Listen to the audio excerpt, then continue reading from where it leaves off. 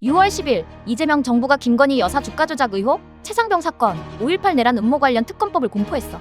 이 특검들은 지난 정부 윤석열 대통령의 거부권으로 폐기됐었던 특검들인데 이재명 정부가 들어서자마자 기다렸다는 듯이 바로 공포된 거지. 그런데 이와 동시에 더불어민주당 주도로 대법관 정원을 현행 14명에서 30명까지 늘리는 법안도 밀어붙이고 있다는 거야. 대법관 증원 법안의 타이밍은 왜 하필 지금일까? 이재명 대통령의 공직선거법 사건이 유죄 취지로 파기환송됐잖아? 그래서 대법원에 대한 보복 조치다, 향후 남은 재판에도 영향을 미치려는 의도다 하는 여러 해석들이 제기되고 있어.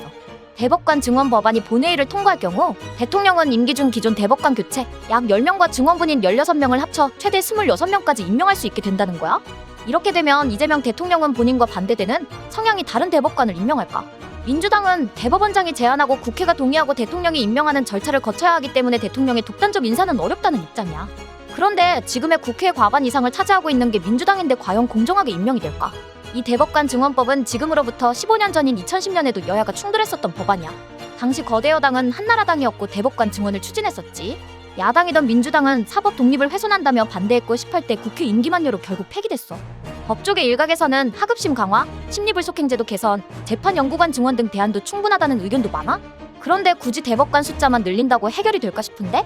사법부 장악, 입법 쿠데타는 아니고 이재명 대통령 본인이 여러 수사 사건에 연루돼 있고 핵심 측근들도 재판 중인 지금 법 구조를 손보겠다는 건 결국 법을 자기 편에 유리하게 만들려는 시도로 보일 수밖에 없지 않겠어?